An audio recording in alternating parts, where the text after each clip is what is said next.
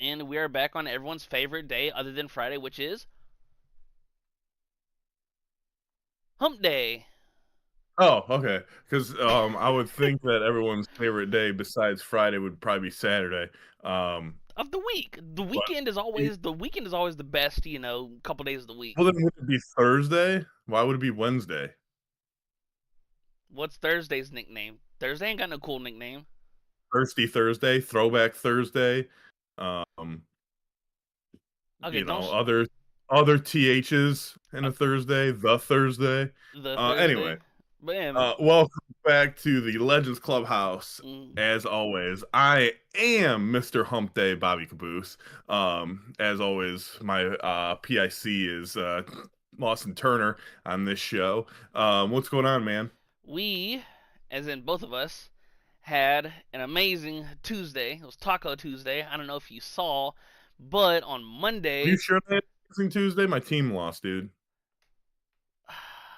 we can get into that here in a minute. But so everybody can exhale. LeBron is not retiring because everybody saw that there was a little teaser as like, oh, the decision to, and the overreaction that everyone's like, LeBron's gonna announce his retirement is kind of nuts. When first of all, when it all got teased, I was like, oh, well, according to the interweb, his Amazon partnership starts on Tuesday. It's National Taco Day yesterday. But it was just a Was hint it of, National Taco Day or was it just Taco Tuesday? no, it was National Taco Day yesterday. And so, Damn it, I missed it. damn. And then, yeah, but a lot of people were like, oh, is he going to announce that, like, this is his, his swan song, his last year? And nope, it's just a Hennessy. his, it's just a Hennessy partnership for this year. Well, I know his the last game of the season for the Lakers, like the ticket Uh price huh. jumped up like 750 times. Yeah, because Uh of the teaser announcement that they put out. I yeah. think it might have been Sunday or Monday, but yeah, I saw that it was like the average last ticket, the last home ticket was like $84, and it shot up to like 260, and I'm like, damn, are y'all that Mhm. fucking dead ass? See, I was thinking, I was like, man, if I was LeBron, because LeBron's close to a billionaire, right? If Mm, not a billionaire. His last game, what I would do is I would buy all the tickets myself. And for real, I would buy every ticket in the arena and give it to my friends, my family, and then I would have like contests. Like I would buy them at the beginning of the year if I knew that was my last game, and then like be like, okay, like if you're if you're such a big LeBron fan, like have like a trivia question or some shit on his Twitter, and then like just give out the tickets to like his biggest fans. That's what I would do because you're a damn near billionaire. You could probably work out a deal with whatever Staples Center is called now, the Crypto Arena mm, or whatever the fuck it's called. yeah, But that's what I would do. I think that would be pretty cool. If that that you're a huge superstar, you can afford it. That'd be awesome. It's hilarious that you brought that up because there's a couple like massive LeBron fan pages on Twitter and stuff, and someone threw out the idea LeBron needs to put all like his super fans in a group chat so they all can get a ticket, and then he was like, I hope I'm on the list. Right. But yeah, it's a good That's what I'm idea. saying. Like, and then you can obviously have your celebrity friends or whatever in the house too. You could basically pick and choose who you want to be at your last game, hmm and you have fans. Like, unfortunately, you have fans all over the world. I don't know why, but you know, Jordan's way better, but I digress. That's what I would do. hmm But hey man, can we all admit that Aaron Judge is really good? Bro, I was going to like just say I know Wednesdays we kind of try to do like a wild card Wednesday esque where it's not sports dominated, but dude, when if you want to talk about like going into this postseason, the stigma around Judge is that oh he's a beast in the regular season, but his playoff stats are mid, Mhm. and through the wild card and through the first two games of the ALDS, it's like he's been the only one that shows up. And then Yeah, what a moment to start the game down 6-1, and then hit the game tying 3-run blast. And there was this there's woman's account on Twitter. I cannot remember her name. But it got like a couple thousand Twitter views after she quoted the home run that hit the foul pole. It was like there's something about baseball where, It's the fair huh? it should be called the fair pole. If you hit it's fair. As opposed to foul ball. That's a great point.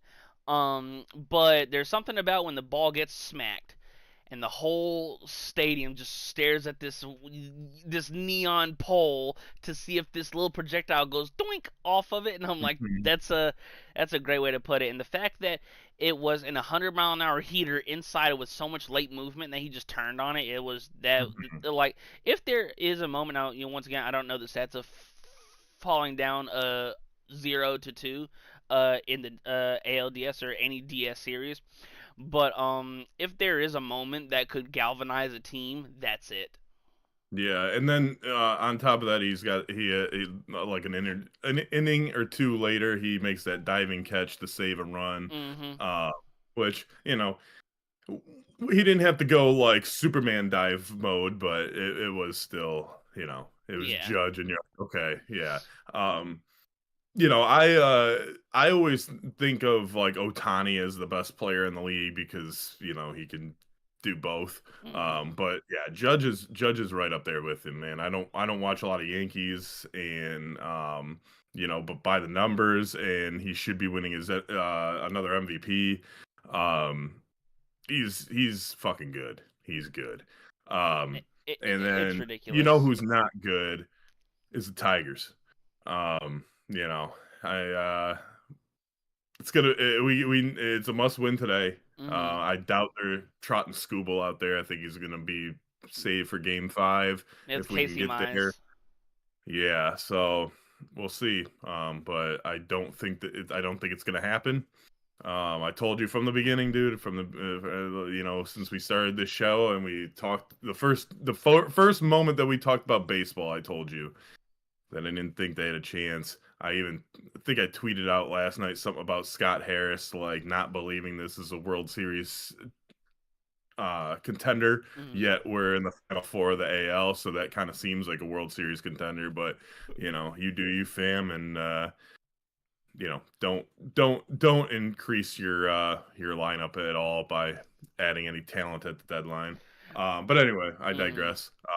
Still timely hitting. I didn't see the first 4 innings or so yesterday. Dude. The game got delayed and I had something going on, so Yeah. um, I I saw. saw the rest of the game though. But Mhm. it's I saw stat you in the know, middle of the game. They were like 10 for 54 with runners on base, and I'm yeah, like, if they could just get average MLB run support, hmm, and it's not asked too much for average. I mean, unless you're Paul Skeens, who would he would yeah, he would damn near kill for hmm, average run support, but just for the simple fact of like, if this game is if this game tonight ends 3-1, that's a missed opportunity.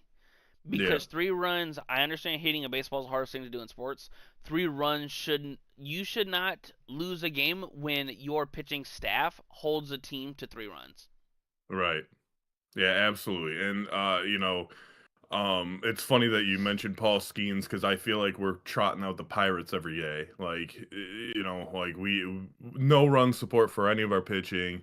I get, yesterday kind of got out of hand. Hmm. But who fucking cares when you're down, 6-1, 7, and then I think they made it a little bit interesting at the end. Or 8-1 they were down, and then they made it to 8-4 or something. I Yeah. don't know. But I made it a little bit interesting, but shit, dude. They need to score more. And they need to put more pressure on the opposing team. It seems Hmm. like even when if they do have a lead, it's like, okay, well, the other team knows that we're not going to score more than 4 runs. So it's like, okay, well, if we're down 3-1, we can still come back The magic versus the number's other 4. side. Versus the other side, if it's 3-1 against us, we're like, oh shit, I don't, we're done. Yeah. So it's a little frustrating. But we live to see today and see how it goes. But anyway, um, Nuts. I do have a little bit of a transition into a wild card Wednesday type thing. So I Ooh. got sent the other day, um, and this will transition easy. I was sent by a friend, three doors, right? It was door one, door two, door three. Which one are you seeing? And it was the three baseball kids movies. Have you seen these? Angels in the Outfield, Mm. Sandlot, Yeah. and Rookie of the Year. Have you seen all three? I haven't seen Rookie of the Year, but I've seen the other two. You haven't seen Rookie of the Year? No. Son of a bitch. So okay, so which door are you going through to watch one of those movies? The Sandlot's probably just it's classic. I mean, they're all. I mean, the two that I've seen are good, but probably the So Sandlot. so myself and the person that sent it to me and the two other people that I sent it to all picked Rookie of the Year, which you know, it's between that and the Sandlot. Angels in the Outfield kind of sucks. I think I've seen that like once or twice in my as a child, and I was like, this is stupid. But anyway, Right. it kind of sucks that you haven't seen Rookie of the Year, because that was going to be my transition. Is that so? Do you know what Rookie of the Year is about? No, I've heard Okay, of it, so but don't know Tim Diddley about it. a 12-year-old kid, or um, he breaks his arm, Nice, and great then start to the story.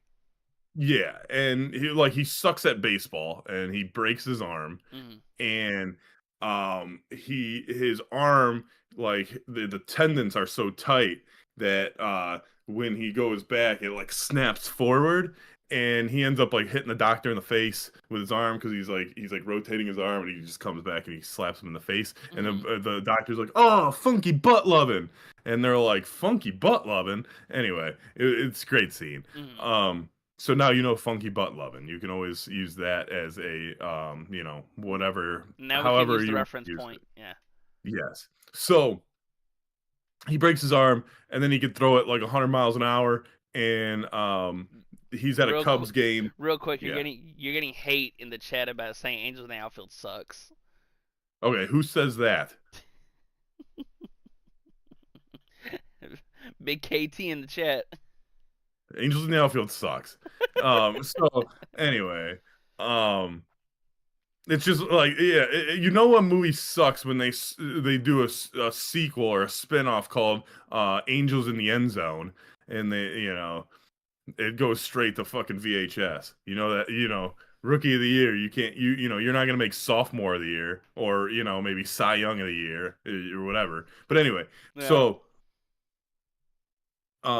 he breaks his arm, and he goes to a Cubs game, and they're in the outfield, and the Cubs fucking suck, and some dude hits a home run, and they get the ball, and the Cubs tradition is like, you throw Mm-hmm. it back, right? So the one kid goes up and he's gonna throw it, and he's like, no, no, no, this is gonna be on TV. I don't want to look like a wuss. And then this other kid, he's like, hey, I'm gonna throw it, and he's like, no, like, I throw like a girl, and I don't think I could get it like past the field, or whatever. So Henry Rowan Gardner, the kid with the broken arm, he throws it from like dead center, and and this is the first time he experiences that he can throw it hard, and he throws it back, and he throws like a dart to the catcher, and the catcher catches it, and the guy that hit the home run is like right in front of him, and they're all like shocked, like, who threw that, right? Right. And the runner just like quickly slides and is safe. But obviously it would probably be it's he didn't have to slide. Right. It was But he already a didn't home know. run. But yeah, that's for movie dramatics and funny effect, right? Anyway, the point that I'm getting at Mm-hmm. is Henry Rowan Gardner gets signed to the Cubs, right? He has this little tryout. He signs with the Cubs. Midway through the season, they're trying to win the pennant and all this stuff. So Henry Rowan Gardner's mom, she is in a relationship with who becomes the guy who becomes Henry's agent, right? And so Henry's mom, she always tells Henry about stories about his dad and all this stuff, and wants Henry to think that his dad is a hero. Well, you find out towards the end that Henry's dad's not a hero. He left him, and but she wanted him to think that he was a good dude. Right. So, anyway, she's dating this guy. He's kind of a scumbag, not gonna lie. Um but he acts as Henry's manager, right? And he's like he got him like a Pepsi commercial and stuff and all this shit. And so, he obviously like he's like 90s sleaze bag, and he is trying to take advantage, but like she doesn't know that, right? Mm-hmm. And like, the audience who's watching knows that because of his little smirks, or like, the backdoor deals that, you see them do without Henry's mom knowing. But anyway, um Henry gets close to his idol, Chet Stedman, or you may know him, Lawson, as Rocket. Because at one point he was throwing gas like Kerry Wood, right?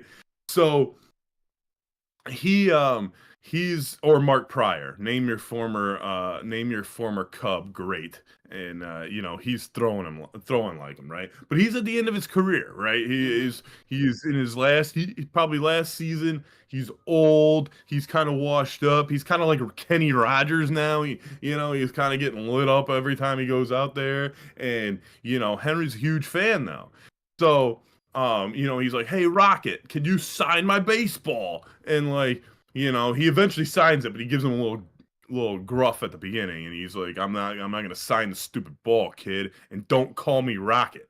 I'm not the Rocket anymore because I can't throw it hard anymore." And Chet Stebbins getting all fucking pissed, right? Because he's like, "Yo, man, I'm a washed up has been. Like, let me just get through this fucking year without this kid fucking trying to be my best pal. I'm not, Haggling me about this ball. yeah, we're not going to ride bikes after the game. Like, leave me alone. I'm gonna Right. go to the bar and fucking enjoy myself and just drink my worries away." Anyway, so Chet Stebbins starts becoming he starts lightening it up a little bit after a while, and he starts taking care of the kid on the road and shit. Well, Henry's mom sees this, right? And Henry's mom starts getting, a little fond of Chet Stedman, and she's like, "Oh, thanks for taking care of my kid. Oh, let's have drinks in the limo. Oh, let's like, we're at a team function, and let's dance with Stedman while my man is over there." So everyone thinks, uh, you know, Henry's like stepfather, or mom's boyfriend, is a jerk. But in reality, he's getting cheated on by Henry's mom, who's going after a fucking athlete. He might be old and washed up, but he's still an athlete. And he's probably still got, a couple mil in the bank. And so,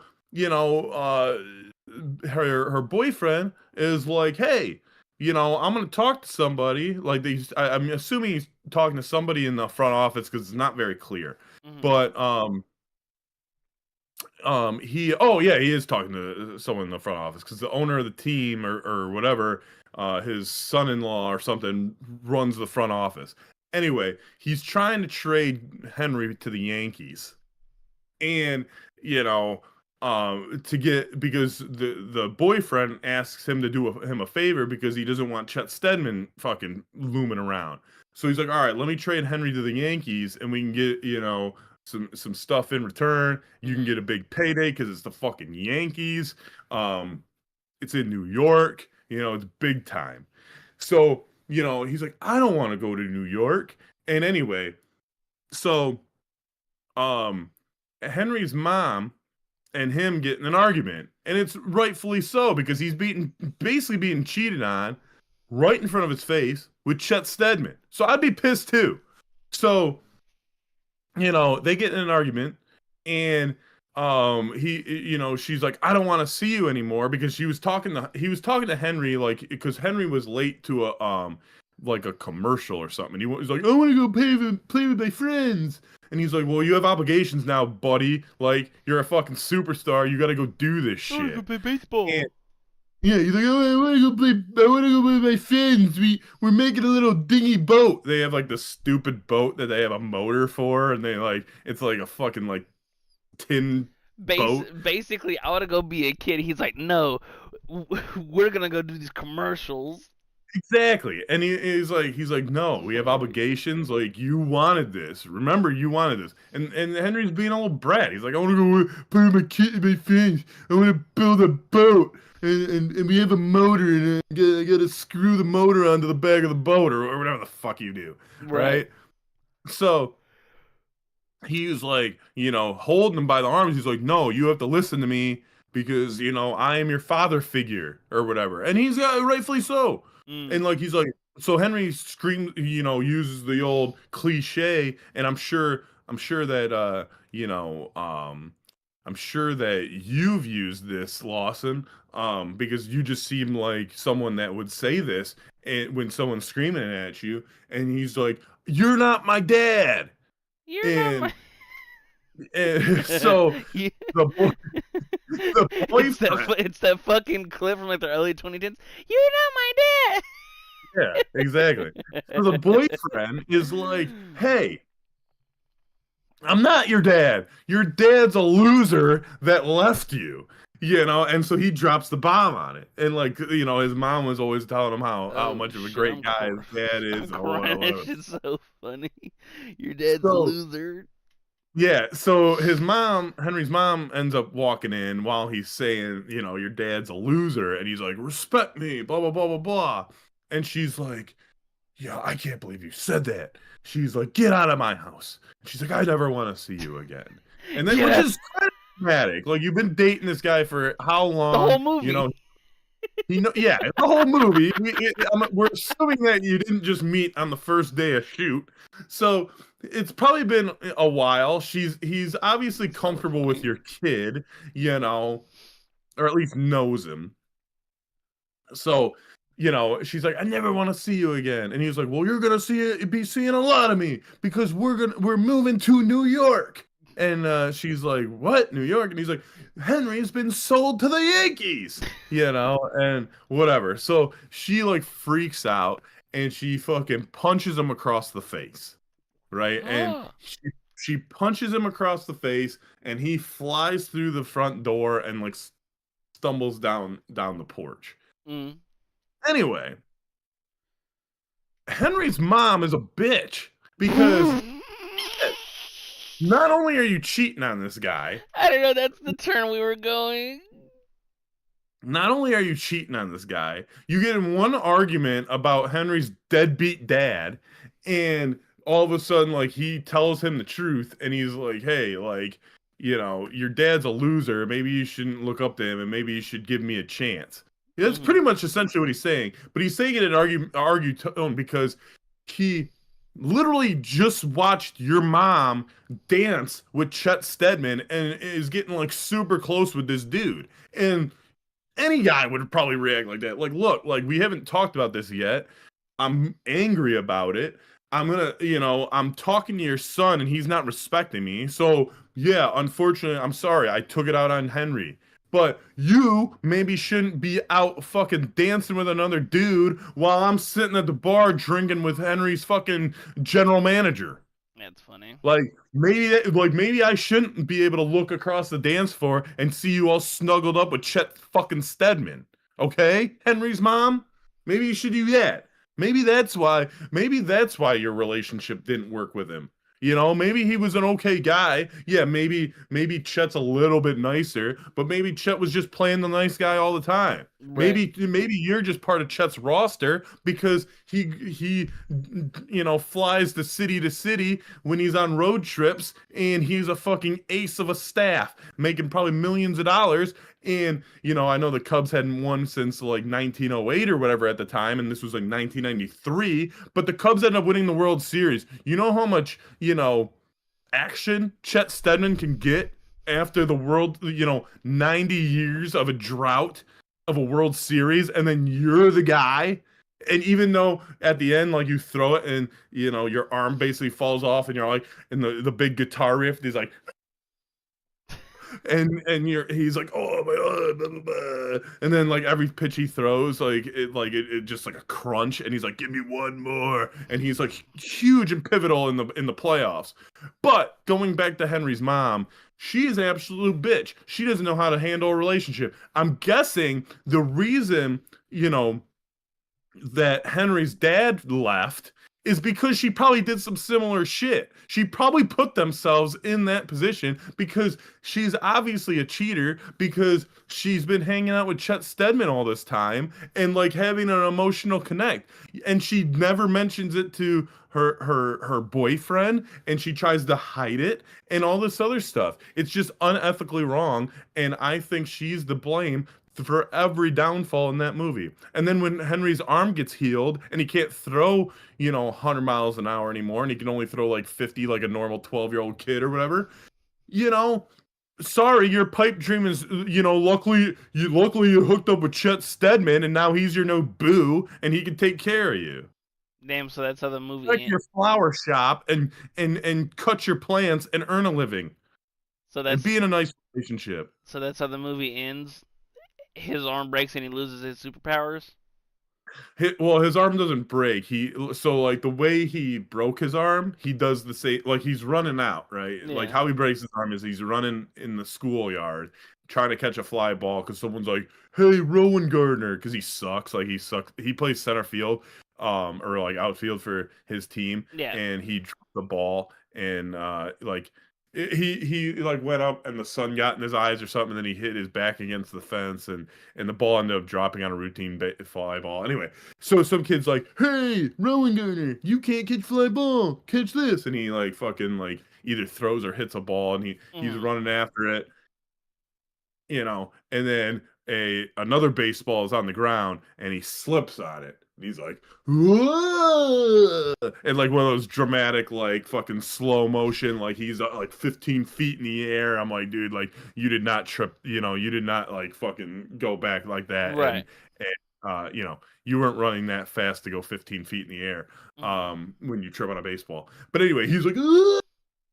And he falls and he breaks his arm. So during the playoffs for the Cubs, the versus the Mets, and he's trotting out for his second inning, because he's a closer, right? Mm-hmm. So he's trotting out for his second inning. He's like waving to his mom or whoever the fuck in the stands, and he does the same thing. There's the baseball's out there by the mound, and he fucking goes. And he's like, "Ah!"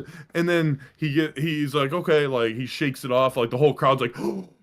And like he shakes it off and he's like, yeah, I'm good, thumbs up to the dugout. And then when he goes to throw his rocket fuel, he throws it like a little kid again. So, Damn.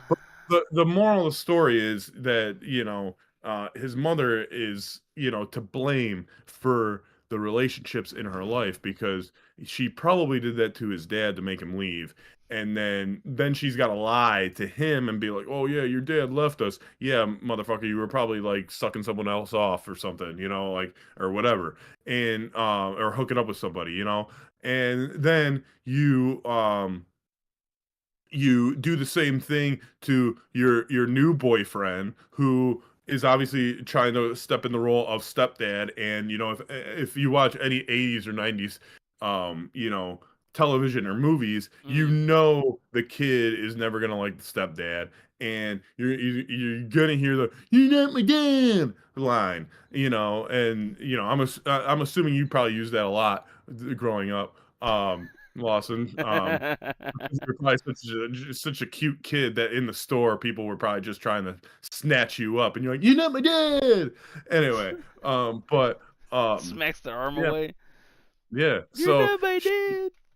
she's emotionally, at least emotionally, cheating on him with Chet Stedman, if not physically, yet, because it's a kids movie, so they're not going to show that.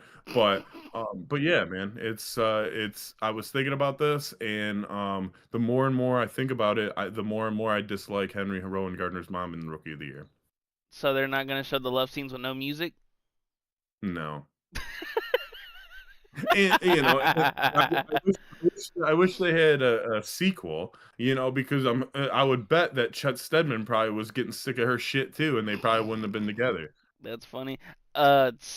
Speaking of dope baseball movies, I remember one of the more popular baseball movies, kid baseball movies, growing up when I was a kid, and we watched it a handful of times in school. It was called Everyone's Hero. I don't know if you've ever seen it. Basically, okay, so it's not in live action, but it's not like a cartoon. It's like the in between. Basically, to sum up the moral of the story, this one dude steals Babe Ruth's bat, and then yeah, someone steals Babe Ruth's bat, and then Wow. it somehow ends up in the possession of, well, if I it's been so long since I've seen this movie. I think when they're like moving equipment and stuff, someone just kind of runs in and steals one of Babe Ruth's bats, and then when he's running out of the stadium, he like bumps into this kid, this 12, 13-year-old kid ends up with this bat, and it's got like Babe's signature or whatever on. He's like, "Oh, I've got Babe's bat." But I gotta get it back to him. So then the whole movie is this Wait, isn't kid, Babe dead? huh? Isn't he dead? I don't know when the Or movie does it takes place, from but 1930? the movie came out in the early 2000s. But I guess it takes place when Babe Ruth's still alive, because like, oh, I gotta get Babe his bat back, and then and he's got like this little witty talking baseball that'll talk to him, and so This the movie whole sounds horrible.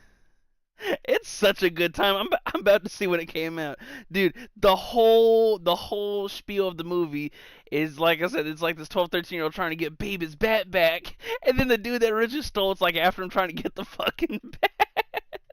It's such a good time. This movie sounds freaking horrible. Oh, dude, you gotta watch it. It's so good. Everyone's hero. It came out in 2006. Here's the overview. A boy comes into the turning point in his life when he faces a critical decision. Should he take a chance and possibly become a hero, or should I play it safe? Through all the odds stacked against him, he begins a cross-country adventure to return Babe Ruth's baseball back before the deciding game of the 1932 World Series. So yeah, it is. It does take place in the 30s, and it's a happy ending, because at the end of the movie, he's like, "Hey, babe, I you can't win the World Series without this," and then hands him his bat. And then he ends up winning, and then the Yankees end up winning the World Series, and I think he hit a home run with the bat. It's like a whole. It was such like the fondness about it. Like, I remember we watched it a handful of times in school when it's like at the end of the year where there's ain't shit to do. So it's like, you know what, class, we're gonna put on a movie, and it's just everyone's hero, because it's like, Yeah, oh, we don't have to do work. But yeah, it came out in 2000. What did I say, 6?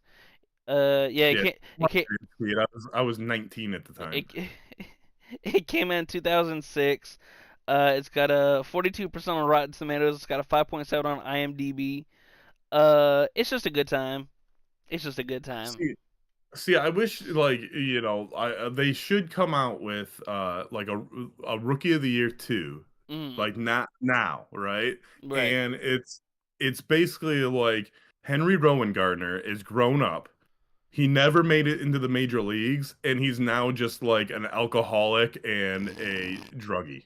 And like he because he was like a childhood star, right? Right. Like he and like now like say like he his mom we'll say like his mom blew all of his money, because it sounds like she would do something like that. Right. Um and so it could be like a comedy of like him just being like people be like, coming by, and like, he's all like hungover and shit, or still drunk in the morning, and he's like wearing a robe, and he's like getting his newspaper in the morning, and the kids are like riding his bike to deliver the newspaper, and he chucks the newspaper, and he fucking hits Henry Rowan Gardner in the face, and he kind of stumbles, and the kid's like, ha ha, Rowan Gardner, like Yeah, he's like he's the memeing on him. he's like the laugh of the town, because he was 12 and a baseball player, and he's got a World Series ring, but now he's like a loser because he never made it, because of his arm never broke again, and he could never throw that fast again. And then he's just like, they say the worst thing in the world is to be famous with no money. So Well, dude, for Um, real, cause you ain't got shit going on. right, and like people, people just fucking They like come meme up on to you. you, yeah, and like just fuck around with you. Yeah. So There's a so funny. it could be the sequel. It could be sophomore of the year, and it's just him as a loser, um, a loser adult. That's funny. Speaking of being famous with no money, there's an awesome Adam Sandler movie. It's not, once again, whenever people say like, oh, certain movies suck, it's because you're grading them on like the pantheon of movies. Like if you look at them and like take them at their core, Mhm. values and stuff, it's just a good time movie. It's a Adam Sandler movie called That's My Boy. I don't know if you've ever seen it. Never seen it. So basically, it's rated R because this kid gets famous because he banged his teacher, and it was like all over the, and the beginning starts in like the 90s, and then it fast forwards now to your your modern days, and apparently, and Adam Sandler's character was, once again, he was a childhood rock star because he banged his teacher and got her pregnant. But then just being a kid and growing up famous, you blow all your fucking money, and so the whole course of a movie takes place over like 4 days because he owes money to the IRS. Because he didn't pay taxes. So his son, who he named when he was a kid Han Solo, is getting married and he's fucking rich. So he's fucking trying to reconnect with his son to try and get. So the whole plot line is he's trying to get his son at the penitentiary that his mom is in for, having sex with a minor, his dad, because it's funny because they've got a bunch of hilarious cameos, like Vanilla Ice is in it, Rex Ryan is in it, Dan Patrick's in it, and it's funny because Dan Patrick plays like this TV producer guy, and when Adam Sandler's character goes to him to try and get like another TV spot because he's still the guy, but your stick Hmm. is old. And Dan Patrick's character is like, hey, if you get your son to that penitentiary, on the anniversary of whenever, then I'll give you the check to pay off the IRS. And then Mhm. so it's funny because they Adam Sandler and his kid end up like reconnecting and stuff, and then they go to the prison, and when he's talking to his mom, a fucking boom mic hits him in the fucking head. So then he starts thinking, oh well, this is why my dad wanted to be with me and stuff. But there's a funny twist where when his because his he as in Adam Sandler's son's wife or fiance or whatever just is taking advantage of him because she's a fucking scumbag and all that jazz. So when before the wedding, I assume it's customary where they sleep in separate whatever the night before. Yeah. Adam Sandler goes to apologize because they got in a big argument, and he sneaks in. I don't Thinking about it now, it's such a dumbass fucking concept. He goes to knock on the hotel to knock on the hotel door, and he hears her cheating, and he's like, oh my god, he's got a fucking beer in his hand, so he fucking runs around, opens up some random room, opens the window and climbs in like fucking 20 stories up, fucking looks down, climbs into the next window, and confronts her for cheating. And so she offers him a check to to save the IRS, to make all his problems go away. And then he ends up crashing the wedding with Vanilla Ice. And what's funny is Vanilla Ice and Adam Sandler, they're driving to the fucking wedding, and all the cars are in the way, so they fucking go off road, and they're stuck in the beach, and they're like, fuck, we gotta run. And then Adam Sandler's character's like, but we need great tunes. And so Vanilla Ice, because of course he does it, he pops open the glove compartment. He's got a Walkman, so they fucking pop in the fucking track for Ice Ice Baby, and they're holding it in between them while they each have one earphone, one little earpiece in here, one's in the other, and they're just fucking running and running up the beach with the fucking Walkman to Ice Ice Baby, and they crash the wedding. And then what's funny is rewinding back to the beginning of it, Rex Ryan, who is Rex Ryan plays not a loan shark, but basically someone that Adam Sandler's character had gone to for cash in the past, and he said, "Hey, I got this tip on this super fat guy to win this marathon. It's like 80,000 to 1 or something, and then Adam Sandler's like, I'll put 20 on the fat fuck, and then so it all circles back after they crash the wedding. They're talking like, damn, I'm about to go to prison tomorrow. The IRS are coming for my ass. Fucking Rex Ryan's character busts into, because they're all hanging out at a strip joint. He busts in. He says, guys, are you watching the race? And he said, who's in first? The fat dude I put the 20 on. And he's like, yeah, at like the payout would have been like 160 grand. So then everyone's fucking cheering. The fat dude's just pushing guys over. He fucking falls, and he fucking falls over, and everyone's yelling, get the fuck up, because they're hype. And what makes it even more funny is, how like for marathons and stuff, people like on the side, they'll have them like water and stuff. Mm-hmm. This fucker runs over to this people on the side. He's got a gallon of chocolate milk. He just fucking opens it, starts chugging it while he's fucking running the marathon, and he ends up winning, and that's how the movie ends. But it once again, it's not a great movie when you compare it to like Interstellar or something like the best movies of all time. Yeah. But it's just a good time. It is a classic Adam Sandler good time movie. Yeah, never seen it. It's awesome. The Adam Sandler movies that I kind of stick to are Waterboy, yep, Wedding Singer, yep, Happy Gilmore, mm-hmm. Billy Madison, and Big Daddy. I remember my dad showed me That's My Boy when I was like younger, so maybe that's why that's one of my favorite, because it's like a core memory. But that movie is still so fun. When did it come out? It had to be like 2000, early 2010s maybe. I'm gonna guess like 2008. 2012. Yeah, it was close. It's got a 20% on Rotten Tomatoes. Yeah, but it's got Adam Sandler, Andy Samberg, and it's funny because once again the cast has a bunch of like, why are you in the fucking movie? Just because.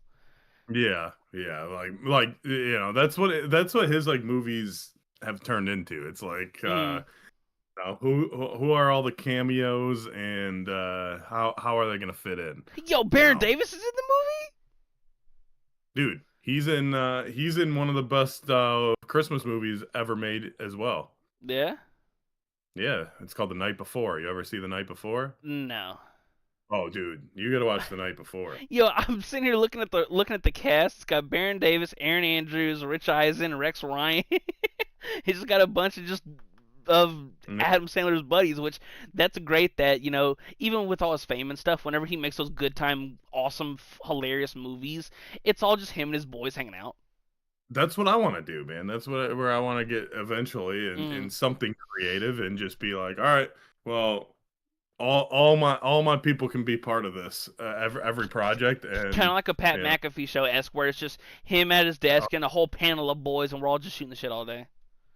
Yeah, dude, it's that in a perfect world, that would be the dream. Now, once again, we got to get that $30 million FanDuel deal first, but once again, hey, they got enough money. They build casinos. They don't tear them down, so. Yo, that's a great point. I just thought about that. Yeah. Yep. Yeah, I don't ever remember seeing like, casino torn down for neighborhoods. Fuck no. They're tearing down neighborhoods for casino. we're moving all you guys out because we're building a casino. Get the fuck out of here. Build it right on like a retirement home. Here's a $400,000 check. Get the fuck out. That just seems like a movie plot itself. Like a senior citizen community gets evacuated for they all get evicted because of a new casino in town. Yo, get these old people the fuck out of here. What's crazy is there was a subplot in season, might have been like 4 or 5 Law and Order Organized Crime, where that's what happened. There were this corrupt guy.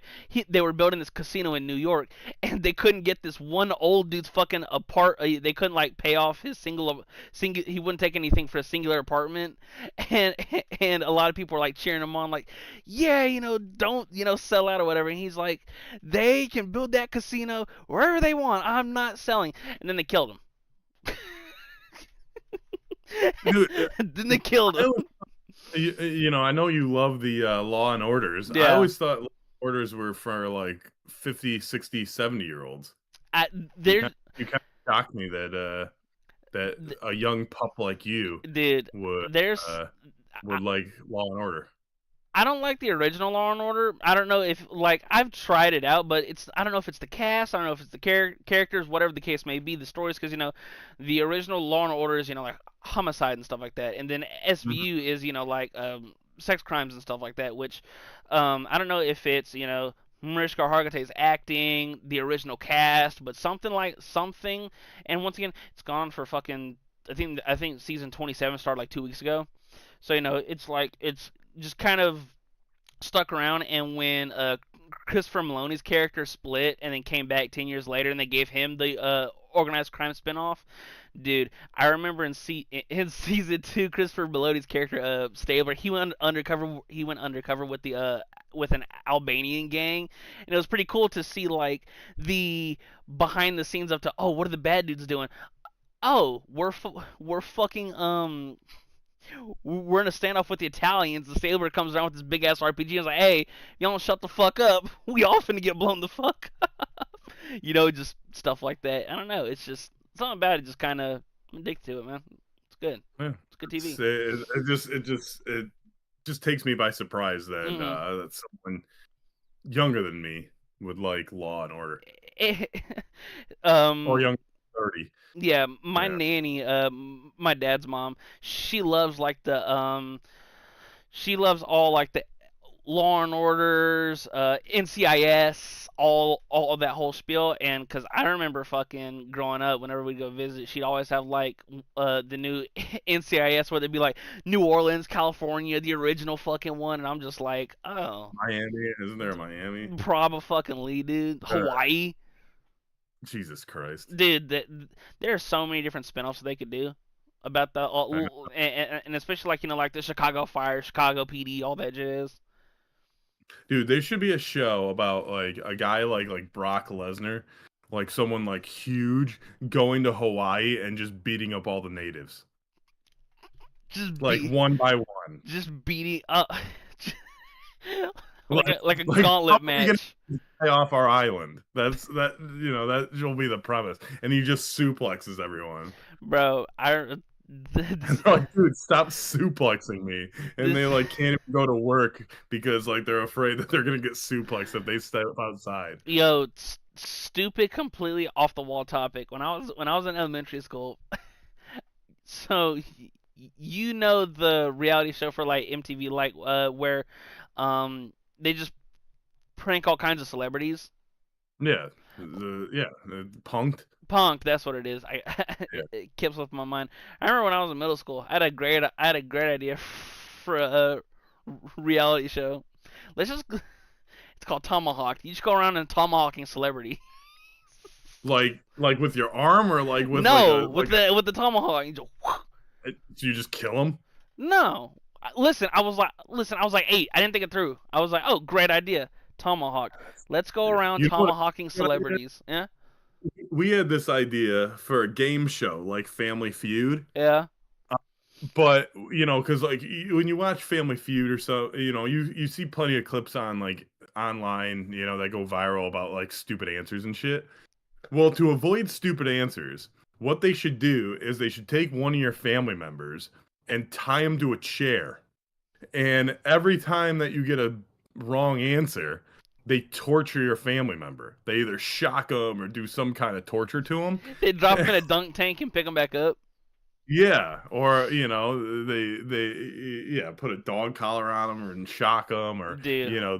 they hit them in their kneecaps, or One of them, fucking do something, pull out a hair or something, and just something yeah, evil. every time you get one wrong, and then like if you get to a certain level, you Hmm. can like make them escape. You can save them, You can but yeah, it save could be them. like it could we would have to think of a name.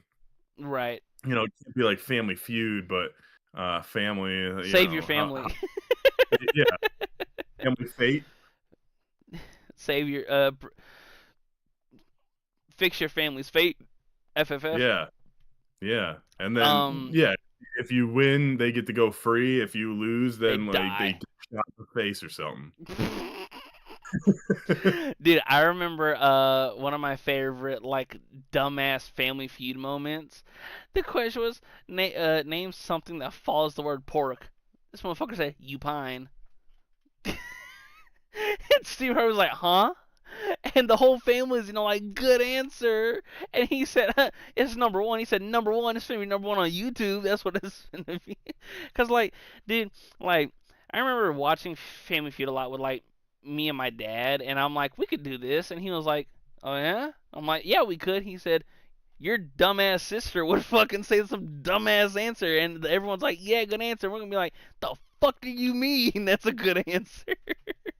I I know, like they'll say some shit, and you're like, dude, like don't even clap. Dude, it's so funny because back when the iPod Touch came out, I remember my dad got one, and there was like a Family Feud game for like $4.99, and Hmm. so he bought it so we could play it on the fucking phone, and it's by far the best Family Feud game ever to this day.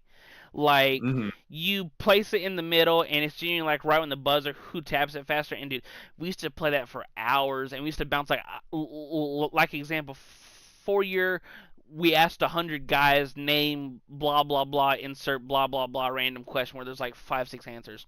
If we got Hmm. like number one and number six, we would genuinely think, okay, what's more likely that people would say this, less likely for that, Right. and things like that. But yeah, where people don't play with like a strat, it's like, yeah, dude, fucking that shit's nuts. Oh, and speaking of Family Feud, I don't know if you've seen the I might be thinking about this just because of the awesome performance he just had on Sunday, but all the Stephon Diggs clips because he was dating Cardi B and she got pregnant, and then a lot of people are saying, oh, it makes sense now because when he was on Celebrity Family Feud, during the Fast Money rounds, he was doing it, and Steve Harvey said, finish the sentence, leave it, and he did in. And a lot of people were like, yeah, buddy, you did that shit. Yeah, yeah. That's a that was kind of a shocker when I found out that they were like dating. Yeah, it's like, Uh, interesting. Anyway, I don't know if um, you've seen the clip, but once again, Trevor Lawrence's great touchdown. huh? I did see the clip. Trevor Lawrence's great touchdown run. Bro, Jesus Christ, it didn't matter what I was about to say, bro. It was funny because when I was talking to my boy and had my little slip in, I'm like, I really like the Chiefs minus 3.5. I said this game's gonna end 28-24, and the Chiefs defense is gonna get just one more stop, Hmm. and it almost ended 28-24, but Trevor Lawrence, and I don't know if you've rewatched the play, but Chris Jones is just like, after he didn't initially break through. I don't know if he thought Trevor Lawrence fell close to the line or he just couldn't get up and go.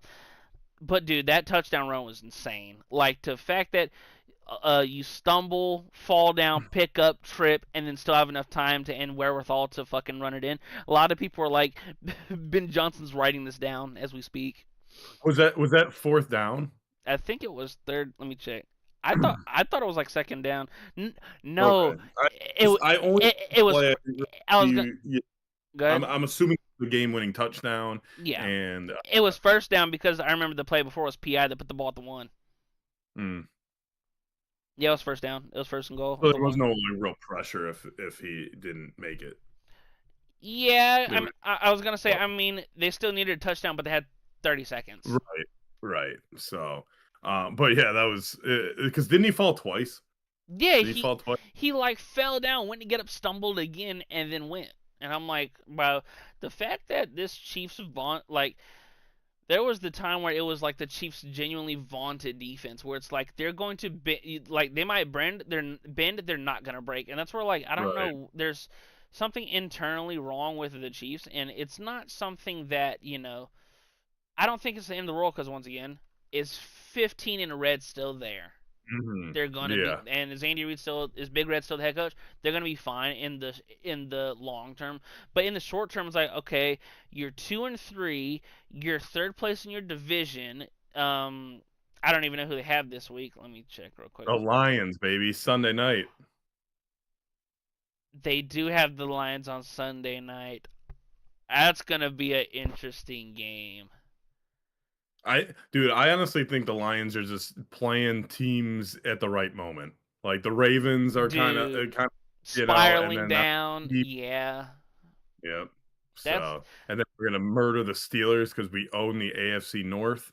yeah, but we play y'all in And like week what, like 15? yeah, but And still, it'll be yeah, listen, if Aaron Rodgers has one more Hail Mary in him. Oh, do you remember that Hail Mary? It was like the day after he turned 32 to Richard Rodgers. Do you yeah. remember that?